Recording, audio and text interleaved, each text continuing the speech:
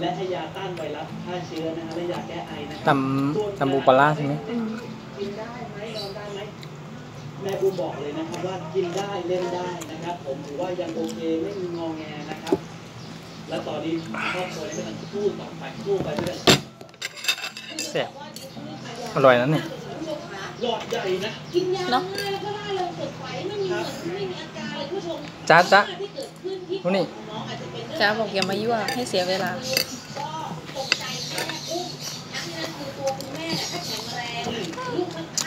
อร่อย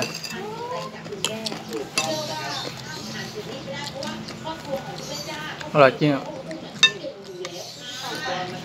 ดูข้าวเลยอร่อยเดี๋ยวเรามาดูข่าวน้องนายนะฮะอดีตภรรยาของคุณแคนดี้นะครับผมซึ่งหลายคนเนี่ยเห็นว่าน้องนายเนี่ยไปเที่ยวบ่อยมากนะครับผมนี่จะประเด็นที่ทำให้เกิดอาการหย่าร้างหรือเปล่าแสดงว่าจะได้คุยกับพี่ลี่เหรอครับผมฟังข่าวช่วงหน้าให้เดี๋ยวติดตามครับ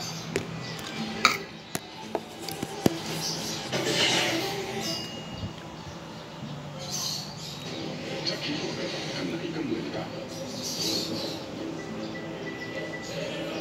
มิสูบิชิผ่านมาพร้อมทุกระบบความปลอดภัยมิสูบิชิผ่านมาอยากให้ลูกตัวโตกว่านี้อาหารหลากหลายครบ5 หมู่และเสริมด้วยพีดีชัวอาหารสูตรครบถ้วนมีวิตามินและแร่ธาตุ28 ชนิดมีผลงานวิจัยว่าช่วยการเจริญเติบโตและน้ำหนักและส่วนสูงพีดีชัวน่าจะกินกับข้าวทำไมเทพไทยถึงเป็นยาสีฟันสมุนไพรที่ใช้ง่ายครับเพราะรสดีไม่เปื่อนค่ะมีรสให้เลือกเยอะใช่มีรสดั้งเดิมเมียมิ้นดิสฟรุตแต่ก็นี่รสเคลียร์ด้วยนะน้ำสีฟันเทพไทยใช้นิดเดียว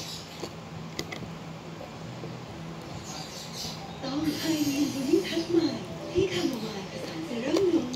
ด้วยสลายกลิ่นอับให้ผ้าสุดเป็นลื่นหอมยาวนานไฮรีนเอ็กซ์เพรสแทนดูแลทั้งครอบครัว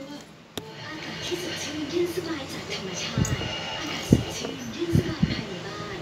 บอกเราฝุ่นละอองเลือดรองอากาศ5 ขั้นตอนพร้อมกำจัดแบคทีเรียภายในเครื่องทั้งยุงกินปูสิกินเป็นไหมไม่เป็นกินนะเค็ม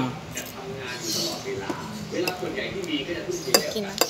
แล้วก็เป็นคนแอคทีฟด้วยนะครับออกกำลังกายเป็นประจำแล้วก็ทานอาหารที่ครบ5 หมู่แต่ว่า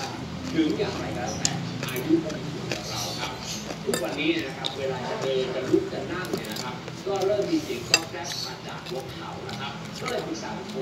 และเมื่อผมได้รับคำแนะนำจากคุณครูนะครับว่าทำไมคุณนี่ไม่ลองดูแลตัวเองด้วยอันดีเนเจอร์คอลลาเจนที่เป็นคอลลาเจนที่มีประสิทธิภาพเหนือกว่าคอลลาเจนประเภทเปปไทด์หรือไบเปปไทด์ตอนนี้